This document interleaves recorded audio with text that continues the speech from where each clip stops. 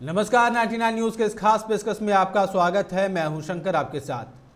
1 अप्रैल से नया financial year 2023-24 की शुरुआत हो रही है। नया साल अपने साथ कई सारे बदलाव लेकर आएगा। 1 अप्रैल से सुनार सिर्फ 6 डिजिट वाले हॉलमार्क सोने के आभूषणों को ही बेच सकेंगे। इसके अलावा पेन किलर्स, एंटीबायोटिक्स और दिल की दवाएं भी कल से महंगी हो जाएंगी। आज हम अपनी खास रिपोर्ट में आपको कुछ जरूरी बदलाव के बारे में बताएंगे, जिससे आपकी दिनचर्या प्रभावित होगी। इनकम टैक्स पेयर्स को नया टैक्स रेजिम मिल जाएगा। नया टैक्स सिस्टम चुनने वालों के लिए रिबेट की लिमिट 7 लाख रुपए कर दी गई है। पहले ये 5 लाख रुपए थी। बजट में सैलरीड क्लास को एक और राहत दी गई है। नए टैक्स सिस्टम को 50,000 रुपये का स्टैंडर्ड डिडक्शन भी शामिल कर लिया गया है, यानी 7.5 लाख रुपये तक की सैलरी पर कोई टैक्स नहीं देना पड़ेगा। पुराने टैक्स रेजिम में टैक्स की दरें पहले की तरह ही रहेंगी।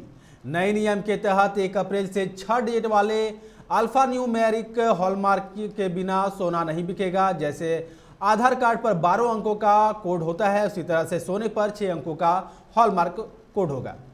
इस कोड के जरिए यह पता करना संभव होगा कि कोई सोना कितने कैरेट का है।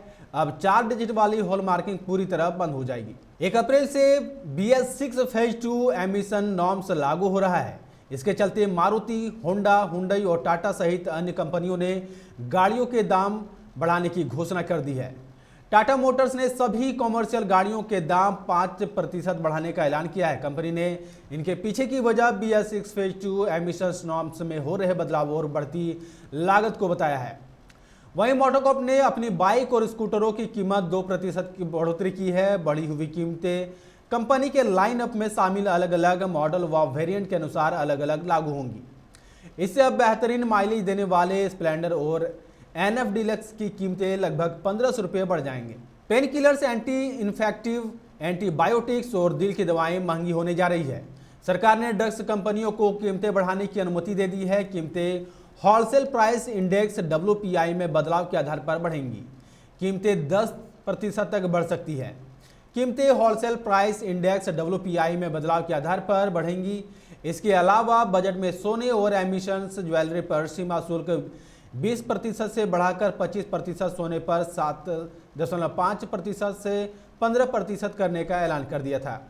यह नया टैक्स सिस्टम 1 अप्रैल से लागू होगा। इससे सोना चांदी की कीमतें बढ़ सकती है। इसके अलावा फिजिकल गोल्ड को ई गोल्ड या ई गोल्ड को फिजिकल गोल्ड में बदलने का ट्रांसफर नहीं माना जाएगा, यानी इस पर कैपिटल गेंस टैक्स नहीं लगेगा। अगर आप कन्वर्जन के बाद इसे बेचेंगे तो आपको long term capital gains ITCG के नियमों के तहत टैक्स को चुकाना होगा।